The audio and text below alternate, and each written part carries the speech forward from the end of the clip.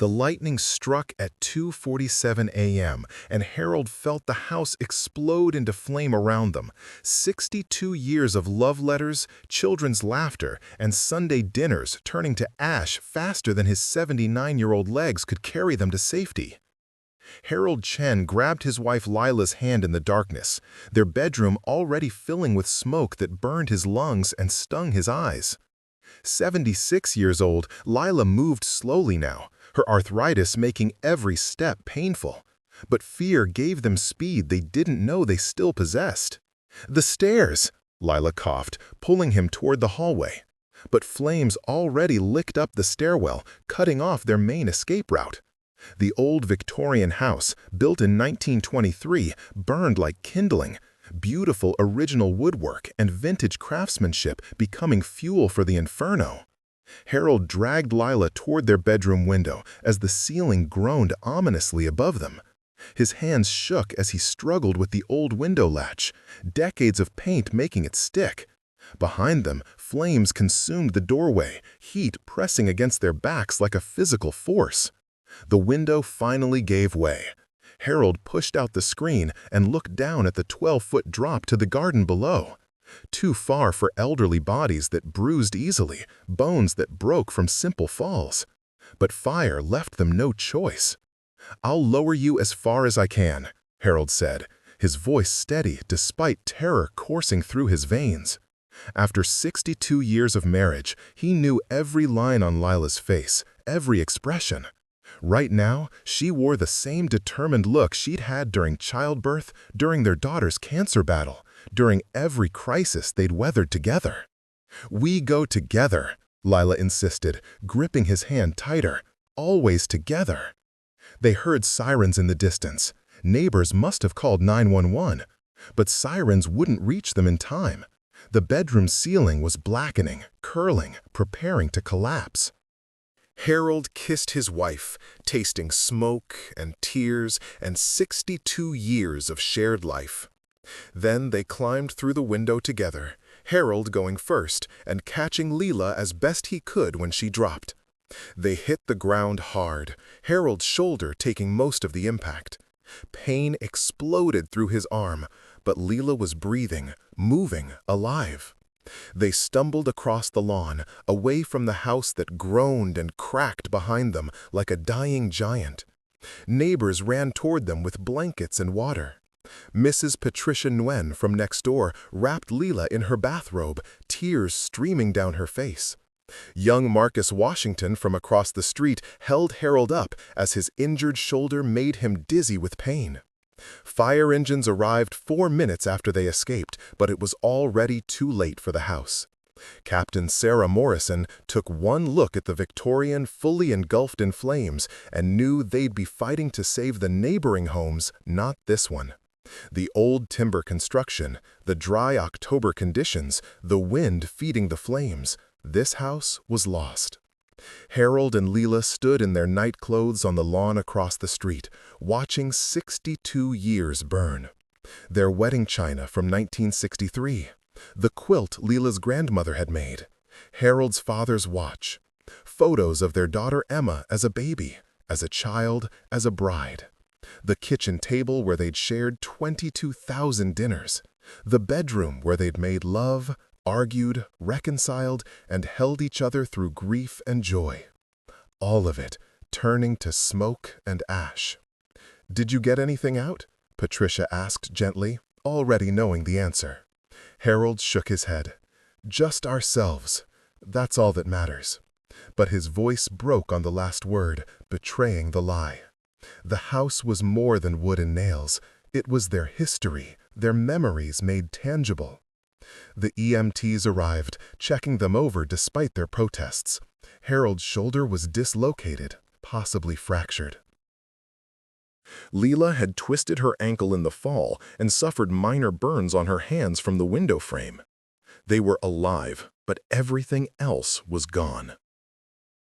Emma arrived within the hour, having driven through the night from Seattle after Marcus called her.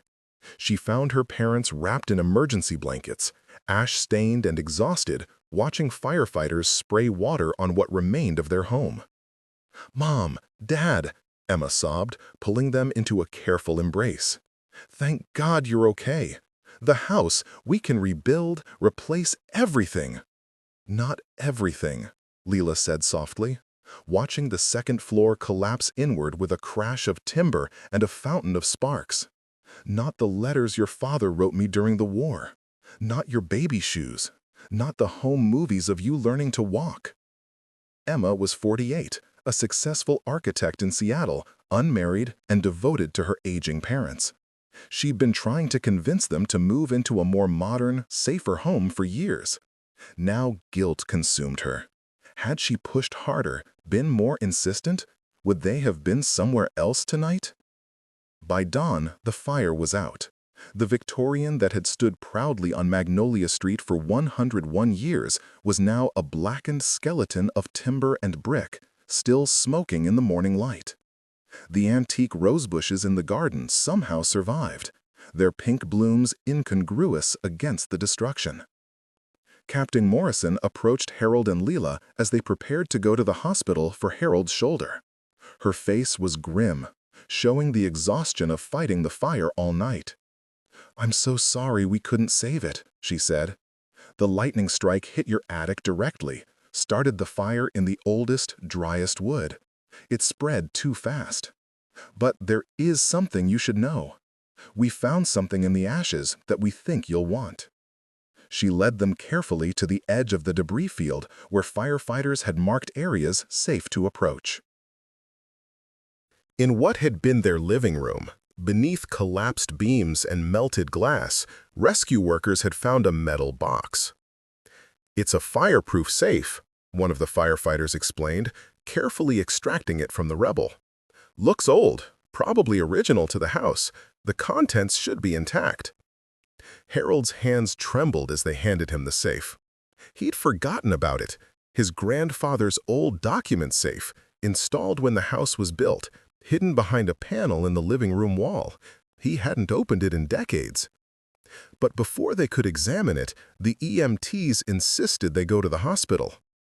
Emma rode with them in the ambulance, holding her mother's burned hands gently, trying not to cry where her parents could see. At the hospital, doctors set Harold's shoulder, not broken, thankfully, just dislocated, and treated Lila's burns and ankle. They'd both inhaled significant smoke, requiring oxygen and monitoring, but they'd live. They'd survived. Emma made phone calls while her parents rested. Insurance companies, the Red Cross, her parents' attorney. Practical matters that seemed meaningless when compared to what had been lost. How do you replace a lifetime? How do you put a monetary value on memory? The safe sat on the hospital room's windowsill, still covered in ash, waiting. When Harold woke from the pain medication, his first coherent question was about the safe. Emma helped him sit up carefully, mindful of his injured shoulder in its sling, and brought the metal box to his bedside. "Your mother should be awake for this," Harold said. "Whatever's inside, we open it together." Lila stirred at the sound of his voice, her burns bandaged and her ankle elevated. Despite everything, the smoke inhalation, the injuries, the exhaustion, she managed a smile when she saw Harold awake. "Still here," she said, the same thing she'd said to him every morning for 62 years. "Still here," he confirmed, the ritual unchanged by disaster. Emma watched her parents, seeing them truly for perhaps the first time in years. Not as the aging couple who needed her concern and advice, but as they really were, warriors who'd survived war, loss, hardship, and now literal fire, still finding reasons to smile at each other. Harold worked the combination lock with his good hand, 36, 18, 42. The numbers came back to him from somewhere deep in memory, perhaps his grandfather's birthday. The lock clicked open. Inside, protected from the flames that had consumed everything else, lay treasures more valuable than gold. Letters, hundreds of them, in Harold's youthful handwriting, sent home from Korea in 1952 and 1953. Love letters to Leela, describing fear and cold and longing for home, for her smile, for the future they'd build together. Leela had saved every one. Then, decades later, Harold had apparently placed them in the safe without telling her. Beneath the letters, photographs. Not the recent ones displayed throughout the house, but older images. Harold's parents on their wedding day in 1921, looking impossibly young and hopeful before the Depression. Leela's grandmother as a girl in China before she immigrated to San Francisco in 1910. Ancestors they'd only known through these images, faces that would have been lost forever without the safe. Birth certificates, marriage license, the deed to the house, dated 1923, showing Harold's grandfather as the original owner. Emma's birth certificate from 1977, tiny footprints stamped in fading ink. A lock of baby hair tied with a ribbon. And at the bottom, something that made all three of them cry. A journal bound in cracked leather, its pages yellowed but miraculously intact. Harold lifted it carefully with his good hand, the weight of it surprising. The leather binding showed smoke damage but had protected the pages within. He opened to the first page, recognizing his grandfather's distinctive handwriting. Small, precise, the penmanship of someone educated in Chinese schools before immigrating.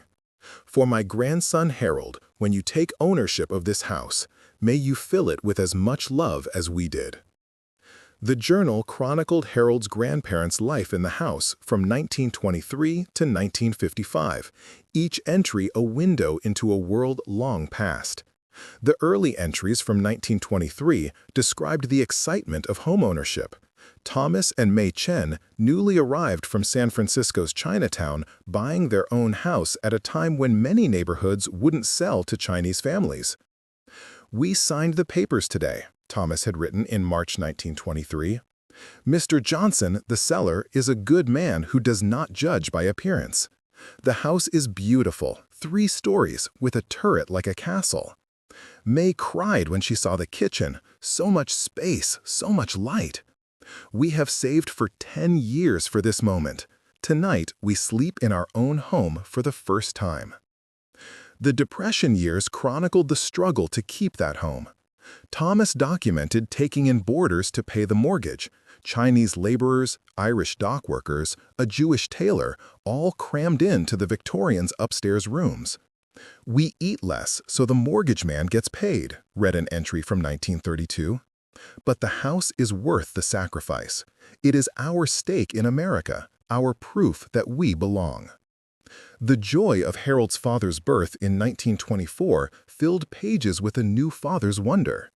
May's entries, she took over the journal during Thomas's work weeks, described baby James' first smile, first tooth, first steps on the very floors that would later burn. "He walked today from the sofa to the chair by himself," she wrote in 1925. "Thomas ran home from work to see him do it again. We are building something permanent here, not just walls, but family." The sorrow hit hardest in entries from 1937. 2 infant daughters, Grace and Hope, lost within months of each other to the flu epidemic that swept through their neighborhood. May's handwriting became shaky, broken. "How do we continue in this house that has seen such loss? The nursery stands empty. I cannot enter it. But Thomas says we must stay, must honor their memory by living fully, by not letting tragedy drive us from our home. He says they will always be part of this house, that their brief lives sanctified these rooms." Later entries showed slow healing. The pride of sending their son James to war in 1943, May's fear evident in every word. "He leaves today. The house feels too empty without his laughter. I put his baby shoes in the safe. If something happens, I want to remember every moment." The relief of his return in 1945. "James came home today, thinner, changed, but alive. He stood in the doorway and wept. 'I'm home,' he kept saying. 'I'm really home.' This house kept him safe somehow, called him back to us." The happiness of Harold's birth in 1946 renewed the family. "Our grandson," Thomas wrote, "James and his wife Sarah brought him to see the house today. 3 generations now in these walls. I told James to keep this journal, add his own entries, pass it to Harold someday. This house is not just ours, it belongs to all who will come after." Grandmother May had written in the journal weekly for 32 years, documenting the ordinary magic of daily life with an immigrant's eye for detail and gratitude. First words, Harold's father James sang home as his first clear word at 14 months. Birthday parties, Harold's second birthday in 1948 with homemade cake and neighborhood children in the garden. Holiday dinners, Thanksgiving 1951, with Chinese and American dishes side by side, Thomas insisting they honor both cultures. Neighborhood changes, new families moving in as old ones left, the gradual diversification of Magnolia Street from mostly white to increasingly mixed. Small moments that seemed insignificant alone, but together wove a tapestry of what it meant to build a home, to create family, to endure across decades and difficulties. "Planted new roses today," Mee wrote in June 1925. "In 50 years, they will still bloom. Long after we are gone, someone will enjoy their beauty and never know that Chinese hands planted them, that immigrant dreams nourished them. Those same roses had survived the fire that destroyed everything else, blooming still in the ash-covered garden." The entries ended in 1955 when she passed away, but Harold's grandfather had added a final note. "This house has held 3 generations of love. I hope it will hold many more. Buildings are just wood and nails, Harold, but what we fill them with, that's what makes them sacred." Emma read passages aloud through tears. Lila held Harold's good hand, both of them crying openly now. Not just for what they'd lost, but for what they'd found. Proof that their home had been special long before they lived in it, that they were part of a legacy of love that transcended the physical structure. "There's more," Emma said, finding papers tucked in the journal's back pages. Construction documents from 1923. Original architectural drawings showing the Victorians' elegant design. And something else, a separate letter in a sealed envelope, addressed in fading ink. "To whoever lives in this house when I am gone." Harold opened it carefully with trembling fingers. His grandfather's words, written shortly before his death in 1968, 57 years ago. "To whoever lives in this house when I am gone. If you are reading this, the house has likely met its end. Fire, earthquake, time, all structures fall eventually. Nothing built by human hands lasts forever. But I want you to know that the years my wife, me, and I spent here were the happiest of my life." Not because the house was grand, though we thought it quite fine, but because of the people within it, the love we shared, the family we built. Your grandmother and I came to this country with nothing but hope and determination. We faced discrimination that would break many spirits. Signs that said "No Chinese." Jobs we couldn't have despite our qualifications. Neighborhoods where we weren't welcome. But we persevered, and when Mr. Johnson sold us this house in 1923, we felt we had finally achieved the American dream. Not because we owned property, but because we had a place where no one could tell us we didn't belong. We built this house with money saved penny by penny, choosing every board and window with care. We walked through it before purchase, imagining our future children running through these rooms, our grandchildren playing in the garden. Those dreams came true, though not without sorrow mixed with joy. We lost 2 daughters to illness in 1937, Grace and Hope, who lived only months but filled this house with more love than years could measure. Their nursery stands upstairs, and though we eventually changed it to other purposes, we never forgot them. This house holds their memory as surely as it holds the living. We raised our son James here, watched him grow from baby to boy to man. We sent him to war and prayed every night in this living room for his safe return. When he came home in 1945, standing in that doorway in his uniform, I knew this house had been worth every sacrifice. It had given us something to fight for, something to preserve. When James brought your grandmother Sarah here as his bride, when they gave us our grandson Harold in 1946, I understood that we had built something bigger than ourselves.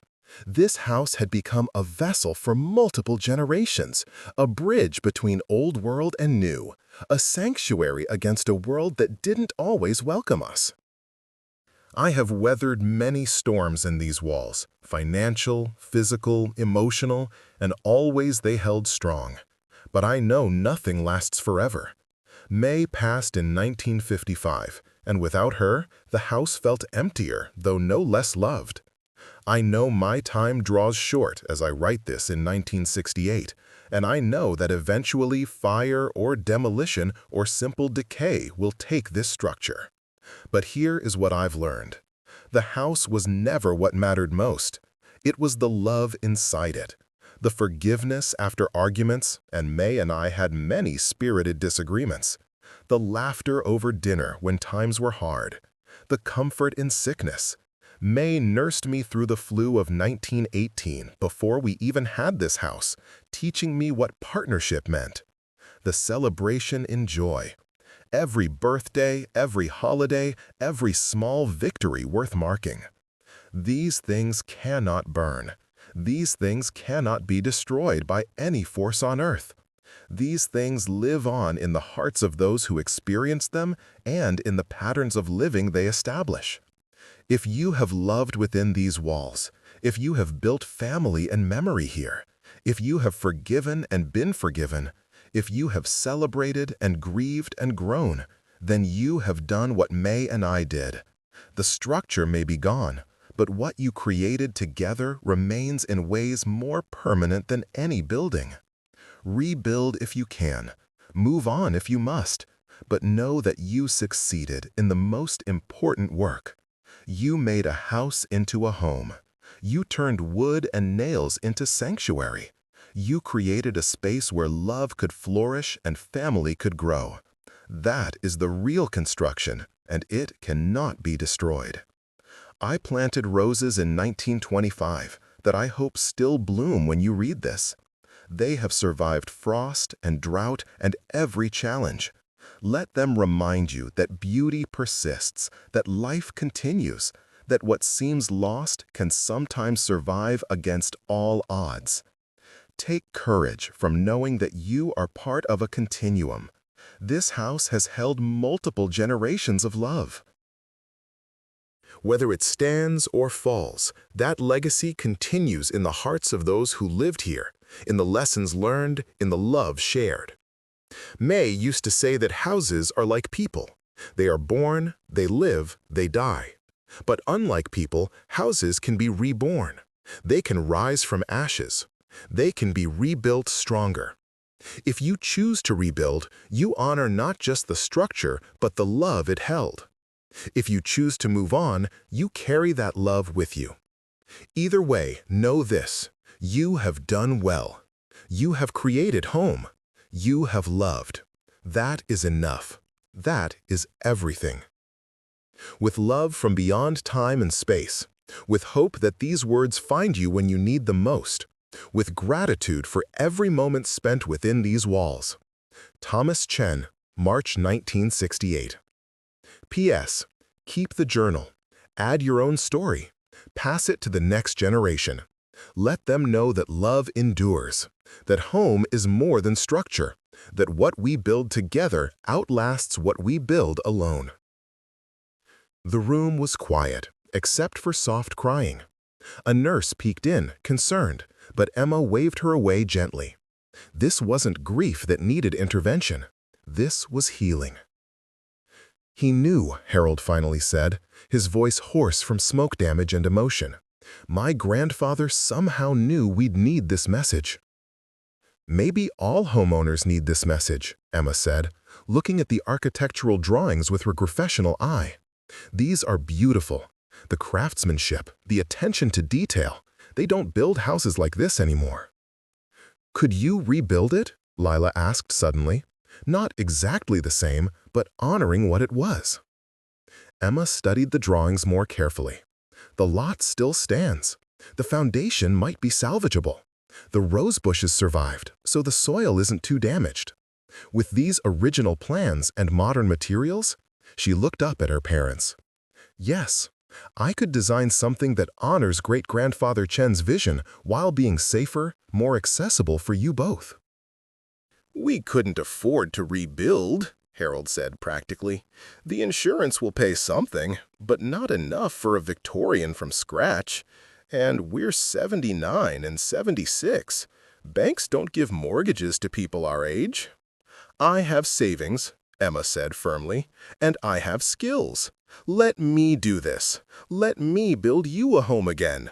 Sweetheart, you can't put your whole life on hold. You're my whole life, Emma interrupted, surprising herself with the fierceness of it. I've spent 20 years building other people's dream homes. Let me build one for the people I love most.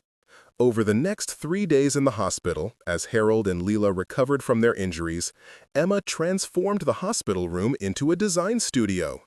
She spread the architectural drawings across the fold-out table, compared them with photos neighbors had taken of the house before the fire, and began sketching. The story had spread through the neighborhood and beyond. Local news covered the fire, focusing on the elderly couple's dramatic escape and the discovery of the safe. Something about the story resonated. The burning of a century-old home, the survival of precious memories, the generations of love. Patricia Nguyen started a crowdfunding campaign without telling the Chens. She titled it simply, Rebuild the Chen Family Home. She posted photos of Harold and Leela's involvement in neighborhood life. Harold fixing children's bicycles, Leela bringing soup to sick neighbors, both of them attending every block party and community meeting for decades. They're part of our neighborhood's foundation, Patricia wrote. When the Chen house burned, we didn't just lose a building, we lost a landmark of community and continuity. These are people who've welcomed every new family, supported every child, celebrated every wedding, mourned every loss. They've given to our community for 60 years. Now it's our turn to give back. The campaign went viral. Not just neighbors, but strangers across the country donated. People shared stories of their own elderly relatives, their own lost homes, their own family treasures. The fund reached $50,000 in 2 days, then $100,000, then $200,000. Captain Sarah Morrison from the fire department made a personal donation and shared the campaign with firefighter networks nationwide. We couldn't save their house, she wrote, but maybe we can help build a new one. These are exactly the kind of people who remind us why we do this job.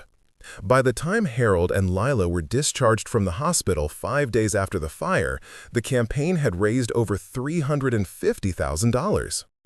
I don't understand, Harold said when Emma showed him the numbers on her laptop. Why would strangers give money to help us? Because your story matters, Emma said. Because in a world that often feels harsh and temporary, people want to believe that love endures, that homes can be rebuilt, that community matters. You and Mom represent something people are afraid we're losing: commitment, continuity, the idea that you plant roots and tend them for a lifetime.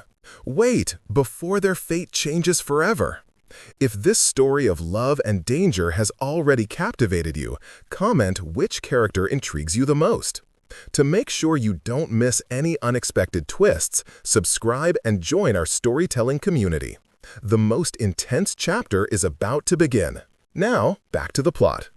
Lila, reading comments on the crowdfunding page, kept crying and making Harold read them aloud with her. My grandparents lost their home to Hurricane Katrina, one donor wrote.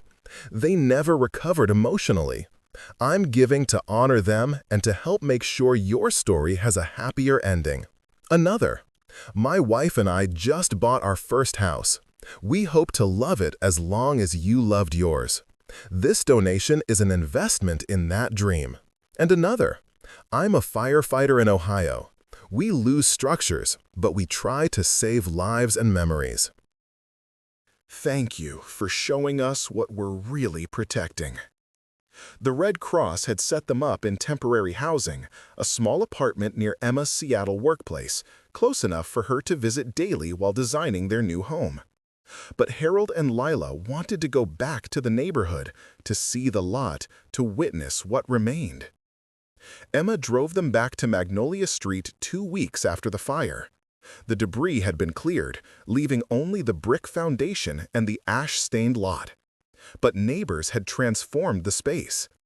Someone had planted flowers around the perimeter, roses to match the surviving antiques bushes. Children had made a memorial of sorts, drawings and notes tied to stakes in the ground. "Well, miss your Halloween decorations, Mr. and Mrs. Chen. Thank you for teaching me chess. Your house was my favorite on the street." Patricia had organized the neighborhood to create a temporary memorial using salvaged items firefighters had deemed safe. A section of the decorative front door trim, charred but recognizable. A few bricks from the chimney, cleaned and stacked. A metal weather vane that had topped the Victorian's turret, now planted in the garden. "We wanted you to know," Patricia said, meeting them at the lot with 24 neighbors, "that even though the structure is gone, the home you built here, the community you created, that's still standing." Harold couldn't speak. He just nodded, holding Lila's hand tightly. Over the following months, the neighborhood watched something remarkable happen. Emma had taken a leave of absence from her Seattle firm, moving into the temporary apartment with her parents to oversee the reconstruction personally. She'd assembled a team of contractors who'd all donated portions of their labor, moved by the story, wanting to be part of rebuilding something meaningful. The design process became a community collaboration. Emma held weekly meetings at Patricia's house, spreading blueprints across the dining table while neighbors offered input. She wanted to honor Thomas Chen's 1923 Victorian while incorporating modern safety features and accessibility considerations for her aging parents. The original had 3 stories with steep stairs, Emma explained at the first meeting, pointing to Thomas's architectural drawings. "Beautiful, but dangerous for people in their 70s. I want to keep the Victorian aesthetic, but make it safer, more livable." Marcus Washington, who'd become Emma's unofficial assistant, suggested solutions his high school engineering class had studied. "What about a first-floor master suite? You could extend into the backyard a bit, maintain the Victorian front facade, but add a safer living space." Patricia's architect cousin contributed ideas about preserving historical character while modernizing. "Keep the turret. It's the house's signature. Keep the wraparound porch, but upgrade everything behind the walls. Modern insulation, fire suppression, electrical that meets current codes." The community participated in unexpected ways.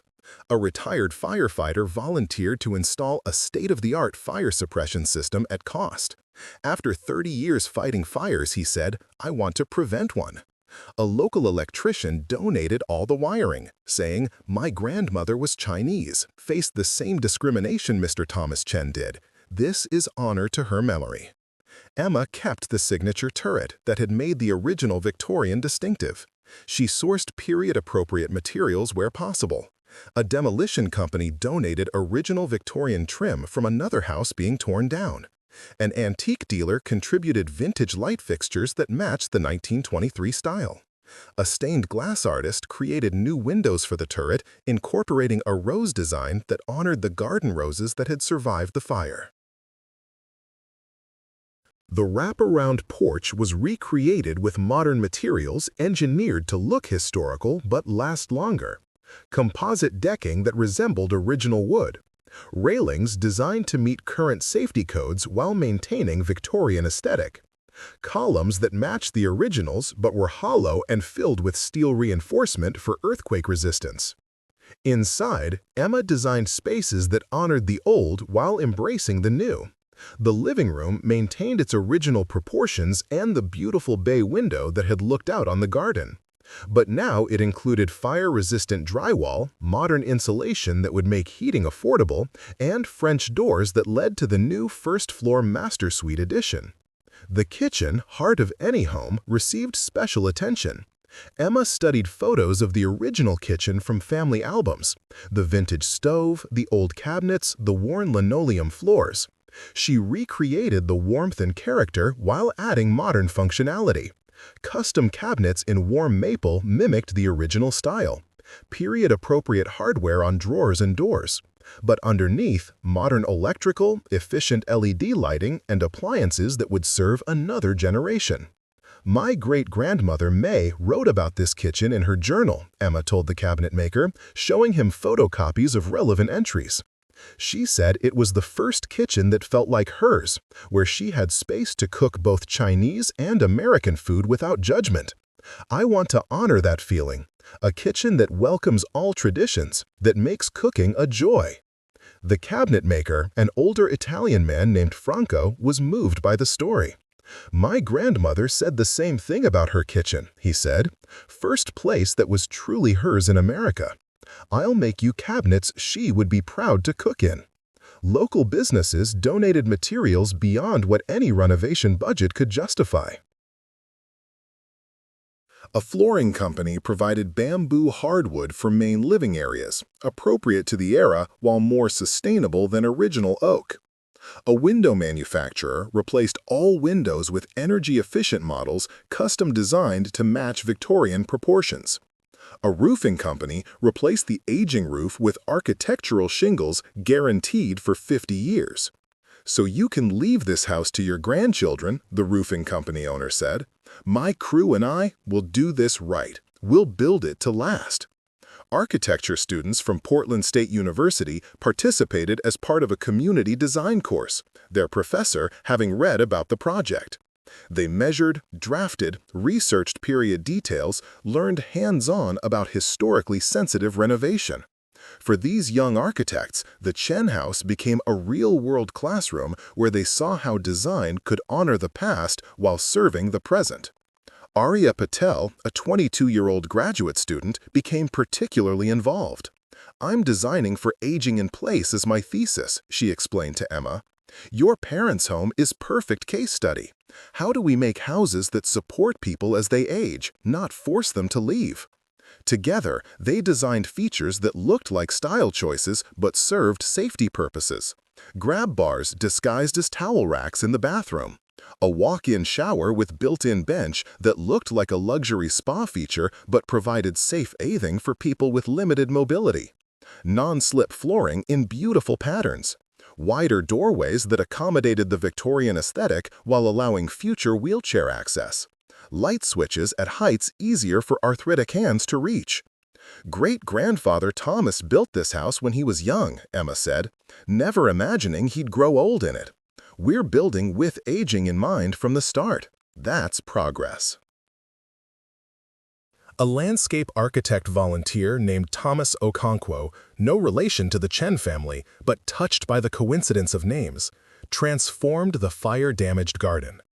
He combined native Oregon plants with traditional Chinese flowers, creating a garden that told the story of Raj and Annika's journey while honoring the Chen family's immigrant experience. Gardens are living history, Thomas explained as he sketched plans. The roses survived because they're strong, established, resilient. We'll build around them. Add marigolds, traditional in Chinese culture for celebrations. Include jasmine. It connects to Mei Chen's memories of home. Layer in Oregon natives, sword ferns, bleeding heart, trillium. Create a garden that shows how different origins can create something more beautiful together. He designed a meditation space in the garden's far corner, a small paved area with a bench facing the roses. Your great-grandfather wrote about sitting in the garden, Thomas told Harold and Lila. He'd come home from his job at the cannery, sit among the roses, find peace before dinner. You should have that too, a place to sit and remember, to watch things grow, to find peace. The construction took 6 months of intense work. The lot transformed from ash and ruin to renewed beauty. Emma documented everything, knowing future generations would want to know how the house rose again. Harold and Lila visited the construction site almost daily, watching their new home rise from the ashes of the old. Some days were hard. The physical structure would never be the original, would never hold the same walls their daughter had grown up within. But other days felt hopeful, like they were being given a rare gift, the chance to build a home consciously, deliberately, with full understanding of how precious and temporary everything was. "It's not the same," Lila said one afternoon, standing with Harold amid the construction. "But maybe that's okay." Maybe this is its own kind of beautiful, a home built not just by our family, but by our whole community. The journal from the safe had been professionally restored and now sat in a climate-controlled box, pages carefully preserved. Emma had read it cover to cover, learning about great-grandparents she'd never known. Her grandmother's entries about rationing during World War II. Her great-grandfather's notes on neighborhood changes, families coming and going, the constancy of home amid change. "I want to continue it," Emma told her parents. "I want to add our chapter, the fire, the loss, the rebuilding. So future generations know this house survived disaster and came back stronger." She'd started writing, documenting not just the reconstruction, but the community response, the donated labor, the crowdfunding campaign, the outpouring of love from strangers. The new journal would sit alongside the old, a continuation of the Chen family story. 6 months after the fire, the house was ready. Not quite finished. Interior painting remained, some landscaping needed completion, but livable. Move-in day arrived in late April, spring flowers blooming in the restored garden, the new Victorian standing proud where the old had fallen. The neighborhood threw a celebration that blocked off the entire street. Patricia coordinated food from every household, a potluck representing the diversity of Magnolia Street.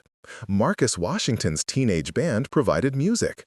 Captain Sarah Morrison attended in dress uniform, presenting Harold and Lila with a ceremonial fire axe engraved with the date of the fire and the words, "From Ashes, Renewal."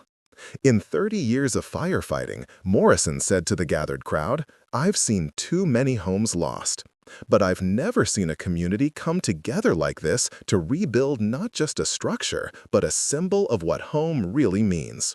Harold and Lila Chen didn't just survive the fire, they showed us all what matters most. Emma gave the final speech before her parents entered their new home for the first time. She stood on the new porch, looking out at neighbors and strangers turned friends who donated money, time, skills, and heart. "My great-grandfather Thomas Chen wrote in his journal that houses are just wood and nails, but what we fill them with makes them sacred," Emma said. "When the lightning struck, I thought we'd lost everything that made my parents' house special. But I was wrong. What made it special wasn't the Victorian architecture or the antique roses or even the family memories stored within. What made it special was this: the connection to community, the evidence of lives well lived, the love that extended beyond 4 walls." She turned to Harold and Lila. "Mom, Dad, great-grandfather Thomas said buildings eventually fall. He was right. But he also said that what we create inside them, the love, the family, the memories, those things can't be destroyed. You proved that. When the fire took everything material, you showed us that the important things survived because they were never really in the house. They were in you." Harold and Lila climbed the new porch steps together. Harold's shoulder long-healed. Lila's burns faded to pale scars. Emma handed them a single key on a ribbon.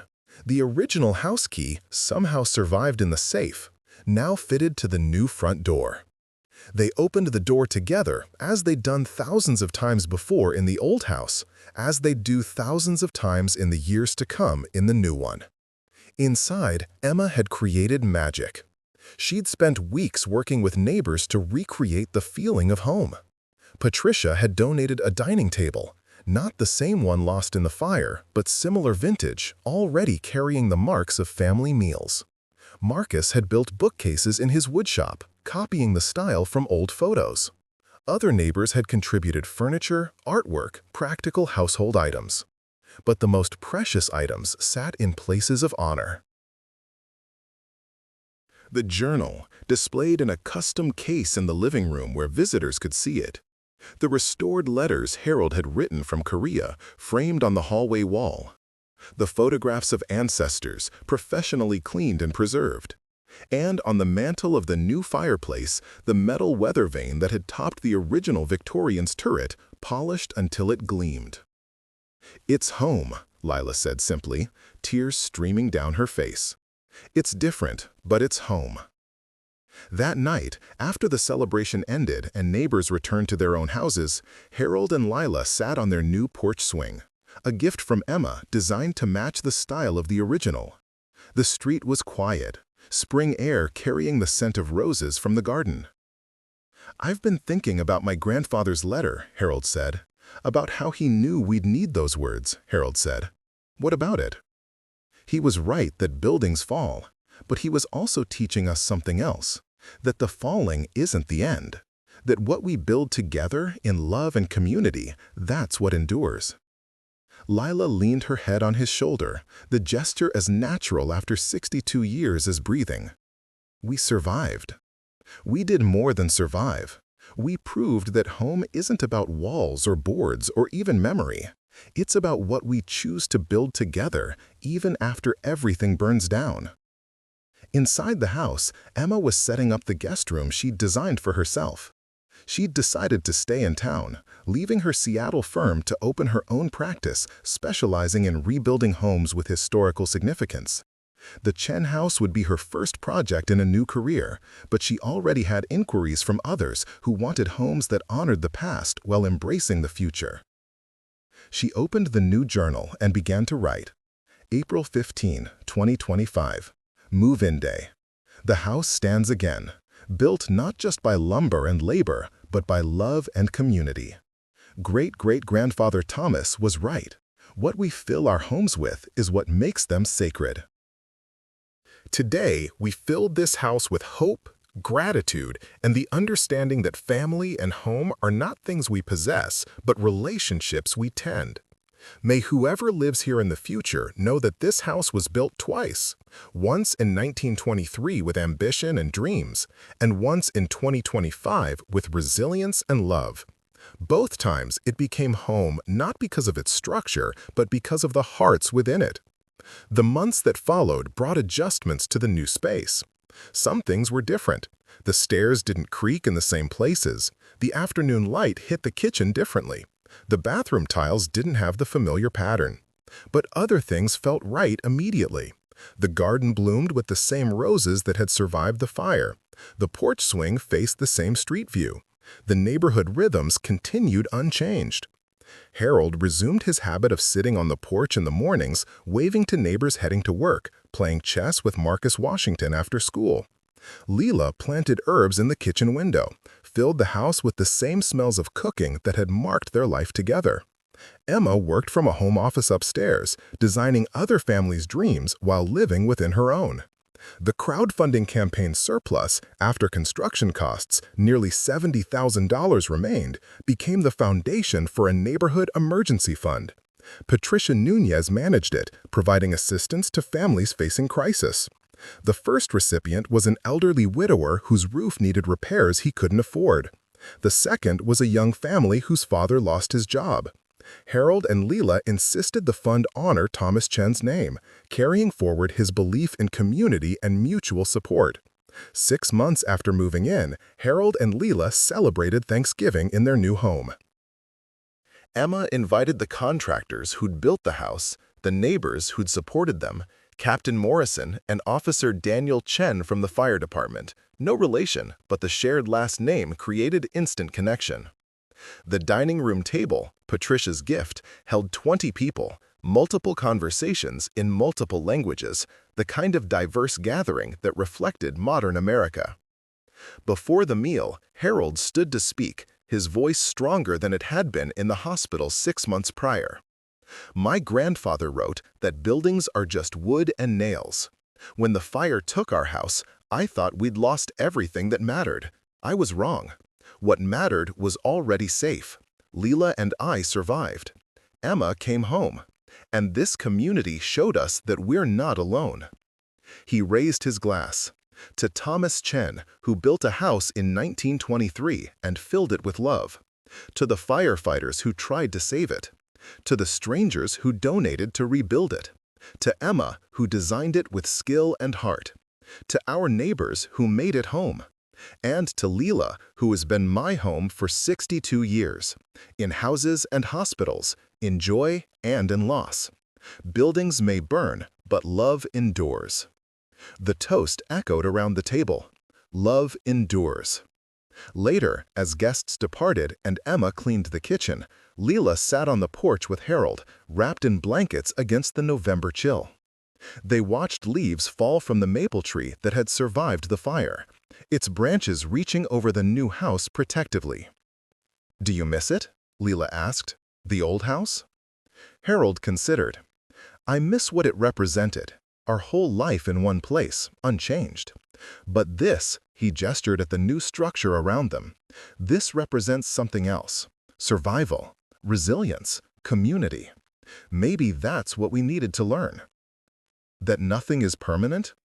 That some things are more permanent than we think. You and I, we're permanent. Our love for Emma, our connection to this neighborhood." Those things survived the fire because they were never really in the house. They were always in us. Lila smiled. "You're getting philosophical in your old age." "We are old, aren't we? I'm 79. You're 76. We jumped out of a burning building. We could have died. But we didn't." "But we didn't," Harold agreed. "We survived to see our house rebuilt, our community mobilize, our daughter come home. We survived to sit on this porch together and watch one more sunset.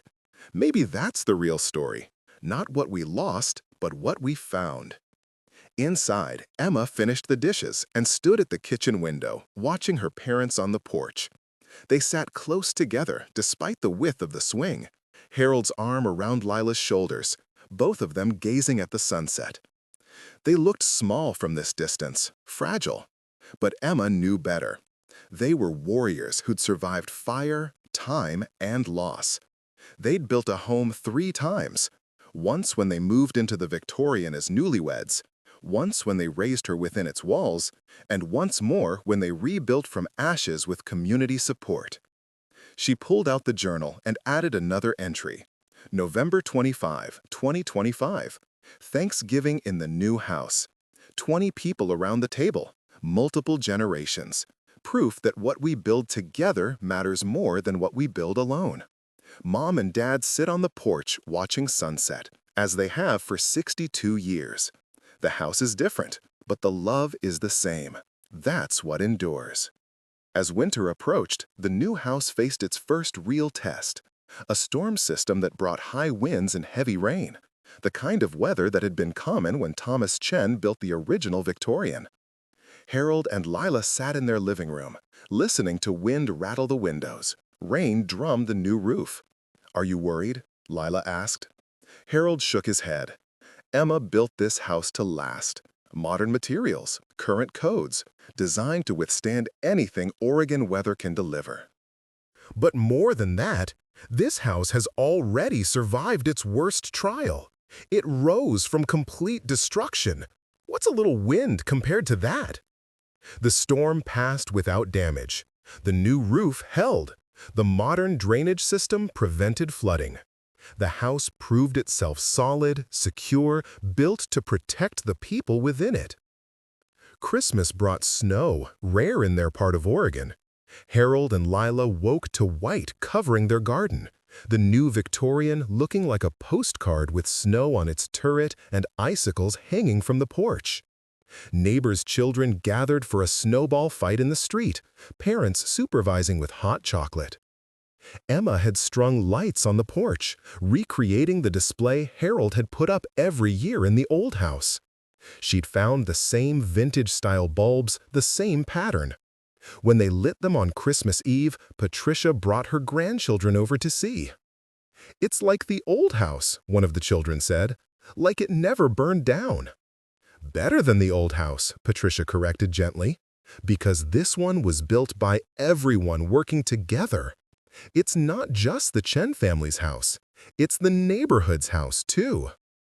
After the holidays, as winter settled in and the new year began, life found its rhythm in the new old house. Harold's chess club met in the living room every Thursday. Lila's book club gathered monthly in the dining room. Emma's architecture firm grew steadily, with clients specifically seeking her expertise in rebuilding and restoration.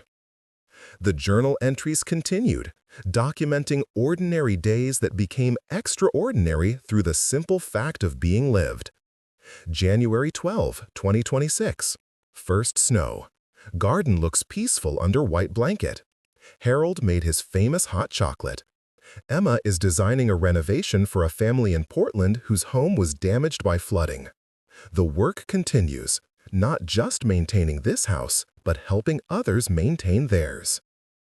On Valentine's Day, Harold surprised Leela with a gift, a custom-bound volume containing all the letters he'd written from Korea, professionally restored and preserved.